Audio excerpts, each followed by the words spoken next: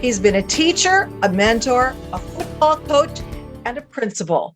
And now, after 12 years at the helm of Hazleton Area High School, Principal Rocco Petrone is retiring. I'm pleased to be joined by Principal Petrone right now.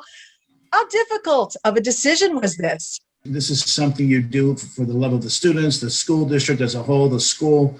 And you struggle with decisions like this when you're in education, especially because you have a chance to touch so many lives.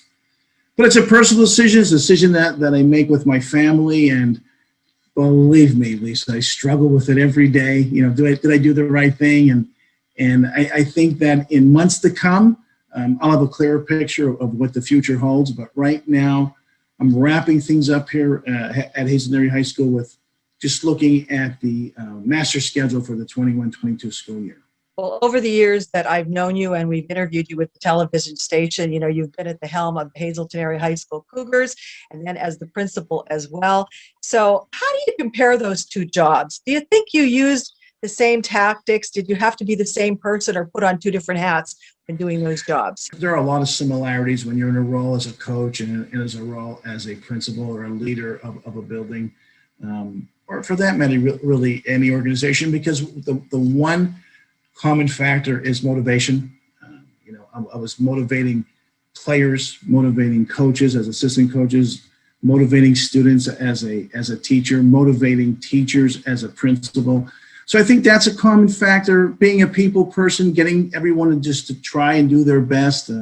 There's a lot of similarities, and it's funny you ask that question because when I left coaching in 2009, I kind of had that same feeling I'm having now, you know, just wrestling with the decision and you know, did I do the right thing? But you really come down to making a decision and moving on and living with it and becoming comfortable with it.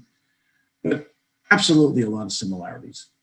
When you took over the helm of Hazleton Area High School, one of the largest high schools in the state, how difficult of a job was that? You seem to handle it very well, you know, from us looking from the outside, but how difficult was that task? It's difficult because it's not only the size of the school, but just the importance of the role, because really the onus is on the teacher. They're in the front line every day dealing with students and teaching core courses, honor courses, dual enrollment, advanced placement courses.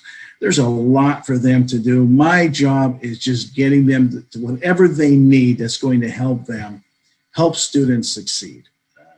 So difficult with the aspect of numbers, and we are very transient, so we have new faces coming and going as far as students are concerned, but rewarding, unmeasurable. When you see the amount of success we have as teachers and as students and as a district, and graduation is just one of those examples. When you see so many students graduating. So very rewarding and very honorable, and most important thing to me is that when we become leaders in our district, we look at it as an honor and just try to fulfill that honor to the best of our ability, because there is no more important job than educating the youth in our society and in our country. And that's the way I'd like to see everyone look at their positions in our district.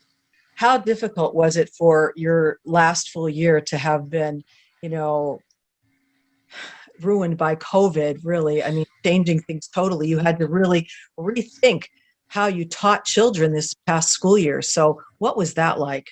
And you hit the nail right in the head when you said how you're going to teach students. And the difficulty, once again, was put on the teachers. They had to learn a whole new method of instruction.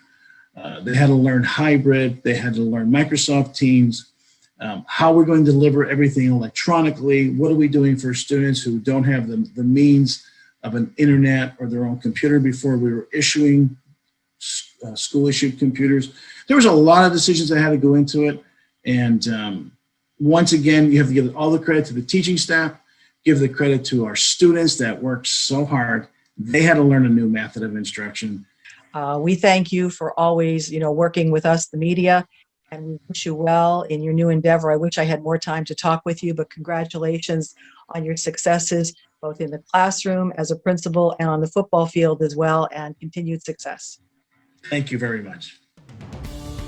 Today's news feature is brought to you by the Residence Inn by Marriott and Humboldt Station. Are you traveling with a four-legged friend? Call the Residence Inn at 570-455-9555.